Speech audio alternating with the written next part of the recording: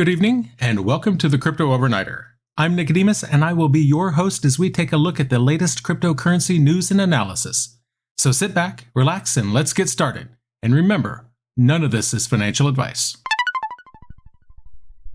And it's 10 p.m. Pacific time on a Wednesday, May 17th, 2023. And welcome back to the Crypto Overnighter, where we have no sponsors, we have no agenda, and we have no BS. In fact, make sure you stick around for a giveaway announcement coming up later. A group of lawmakers in the UK believes investing in digital assets like Bitcoin and Ether is similar to gambling. They believe that it should be subject to regulation as if it were gambling. However, the government is standing firm on its decision to regulate these assets as financial services. The Treasury Committee expressed concern that the government's proposed regulations could mislead consumers into thinking investing in digital assets is both safe and protected, when in reality it's not. This announcement came alongside the committee's report on cryptocurrency. Now, this committee initiated an inquiry into the crypto industry in July. The purpose is to gather input from stakeholders and regulators. The British government recently requested feedback from industry members regarding its proposed rules for the local crypto industry. The government aims to regulate crypto by applying existing financial markets rules, as well as establishing an authorization system for digital asset service providers. A new bill currently under review in Parliament aims to supervise crypto as regulated economic activities. The Treasury Committee expressed its concerns about the plan. Now, Harriet Baldwin is a member of Parliament and is the chair of the Treasury Committee. And she said consumer trading of cryptocurrencies such as Bitcoin closely resembles gambling rather than a financial service. Baldwin believes that cryptocurrencies have no intrinsic value, they exhibit significant price volatility, and they lack discernible social benefits. And as a result, she argues that they should be regulated as such. Baldwin further cautions consumers that by investing in these unsupported tokens, they should be aware that they risk losing all their money. In 2021, the global crypto market was valued at approximately $3 trillion. Unfortunately, this value significantly decreased due to a market crash caused by the collapse of stablecoin issuer Terra and then later by the downfall of FTX. Despite these setbacks, the country's finance ministry remains committed to its proposal of regulating crypto as financial services and not as gambling. The spokesperson from the ministry said that the risks associated with crypto are similar to those found in traditional financial services. They believe that the existing financial services regulation, rather than gambling regulation, has a proven track record of managing these risks effectively. The spokesperson emphasized the importance of regulating the crypto market in a robust manner while also promoting innovation. They acknowledged that crypto presents opportunities, but highlighted the need to address the most urgent risks first. On the other hand, crypto advocates already disagree with the committee's proposal to regulate specific crypto assets the same as gambling. Richard Cannon is a partner at Stoco Partnership Solicitors in the UK. And he believes that modern regulated economies need to acknowledge and address the changing landscape of finance. He emphasizes the importance of developing a comprehensive regulatory framework for crypto investments rather than dismissing them as mere gambling. In line with this, a committee has expressed the need for the government to stay updated and to adapt to technological advancements that underpin crypto assets. They recognize the potential for these innovations to bring around productive outcomes, and they urge the government to keep pace with these developments. I appreciate you listening in tonight, and as much as I appreciate you listening in, I'd appreciate it even more if you'd click that like button and follow the podcast. It's a big help in getting new listeners for the show, so thank you. Amid the rising popularity of hardware cryptocurrency wallets, the Russian cybersecurity firm Kaspersky has reminded users about the importance of using authentic crypto devices. On May 10th, Kaspersky cyber incident expert Stanislav Golovanov reported an issue with fake hardware wallets impersonating wallets from Trezor. So, a blog post recently revealed that scammers used a counterfeit Trezor wallet to steal Bitcoin from unsuspecting users. They replaced the microcontroller in the fake wallet, which granted them control over the user's private keys. According to reports, one victim unknowingly bought a manipulated hardware wallet. They thought they were buying a Trezor Model T. The counterfeit wallet was designed to closely look like the genuine Trezor Model T, appearing to offer all the same features. The wallet seemed normal and functioning well. The user interface appeared identical to the original. However, this fake wallet had been tampered with internally. The Kaspersky's team discovered the attackers had replaced the firmware. Golovanov admitted that they were uncertain about the exact method they used for the theft. He described it as, quote, typical supply chain attack. Recently, one victim fell prey to a supply chain attack after buying a counterfeit Trezor wallet from a, quote, trusted source on a well-known classifieds website. Golovanov didn't identify the seller, but they did mention that the purchase was made through a popular online marketplace, maybe eBay, I don't know. To avoid supply chain attacks, experts from Kaspersky recommend purchasing hardware directly from the official vendor. Because unfortunately, such marketplaces often attract dishonest sellers who try to resell fake or infected devices. Now, this isn't Trezor's first rodeo. They've been down this road before. In fact, in May of 2022, they publicly acknowledged a security incident involving tampered Model T devices. In their blog post, they mentioned the issue mainly affected the Model T wallets. These wallets were obtained from vendors in the Russian market, so not wallets right from the source. The company explained specific internal components had been replaced. Now, they do have approximately 50 authorized resellers worldwide in Canada, the US, Singapore, India, Israel, Belarus, Ukraine. Now, along with implementing security measures concerning the supply chain, Trezor recommends that people take specific steps to authenticate their wallets. The company provides official guides for both Model 1 and Model T to assist users in the process. Trezor has a software feature that notifies users of any possible firmware problems through the app screen. The company's spokesperson told Cointelegraph that the Trezor suite includes a warning system to alert users when their device is using unofficial firmware.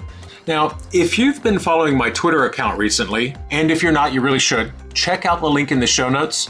You'll know that I'm gearing up to give away some fantastic hardware wallets. But hold on, there's a twist now. You may have heard about the recent issues with Ledger, and now we've been just talking about Trezor. To clarify, we don't have any sponsors. Even so, I plan to give away a wallet every month. So the choice of what wallet to give away is entirely all mine. Now, this is where I need your help. Should I continue with that plan to give away these wallets, or is it maybe not the best idea right now? I'd love to hear your thoughts. Drop a comment below or reach out to me on Twitter.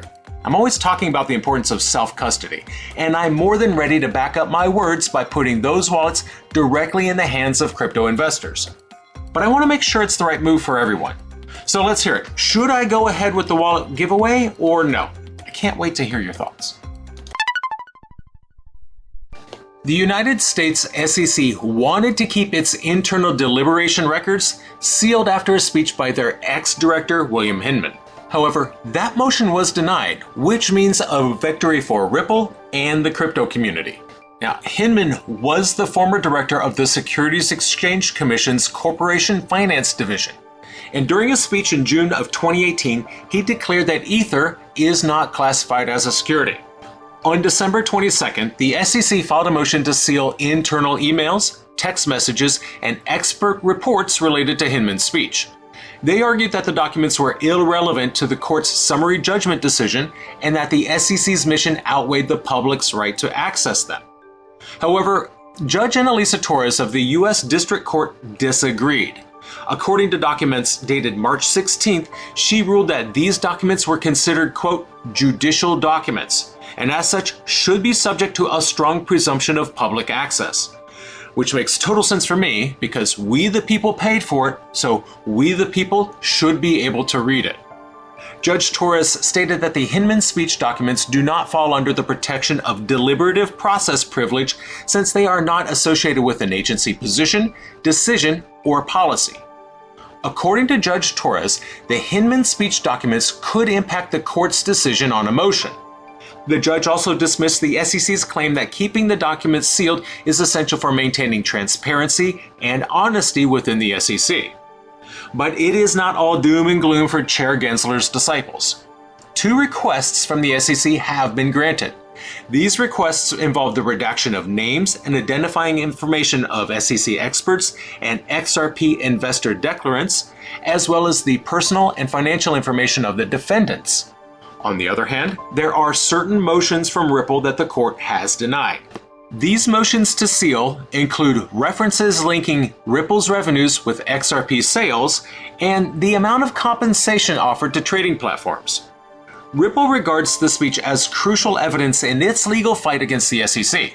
The SEC claims that Ripple's XRP sales broke U.S. securities laws. When news of the judge's decision broke, the price of XRP jumped approximately 2.6%.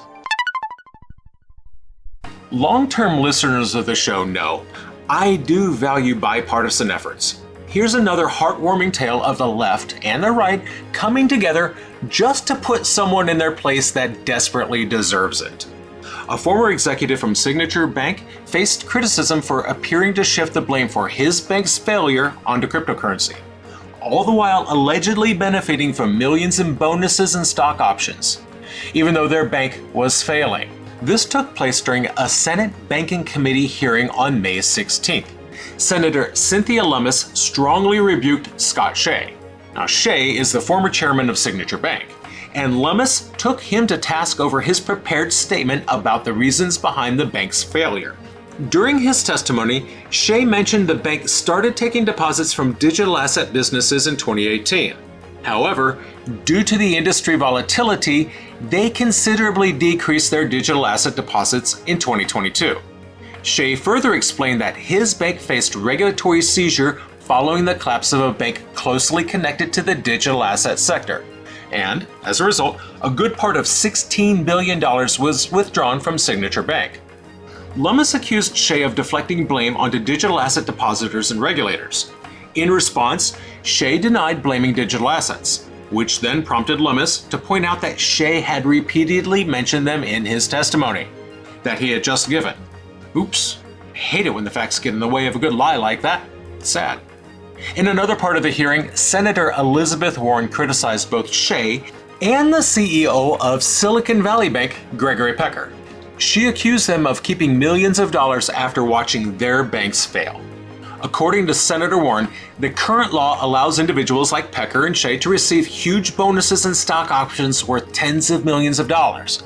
However, when the banks face a financial collapse, these CEOs still get to keep all of the money that they were paid as compensation. Senator Warren believes this practice is not only unfair, it's morally unjust. Warren emphasized the need to address the problem before it gets worse. CEO of major banks continue to take on excessive risks, leading to bank failures. And these consequences fall on the shoulders of the general public, who end up paying for the damage caused. To tackle this issue, Warren disclosed her involvement in a bipartisan group with the Banking Committee. Together, they're collaborating on a bill that aims to recover the exorbitant salaries earned by these CEOs. Their goal is to curb the practice of rewarding such risky behavior. Adrienne Harris is the New York Department of Financial Services superintendent, and she's already signaled her disbelief in attributing the collapse of Signature Bank to crypto. She referred to such a claim as ludicrous. She was speaking at the Chainalysis Links conference in New York City. She said the reasons behind Signature Bank's failure were more akin to a, quote, new-fashioned bank run rather than any direct influence from the crypto world.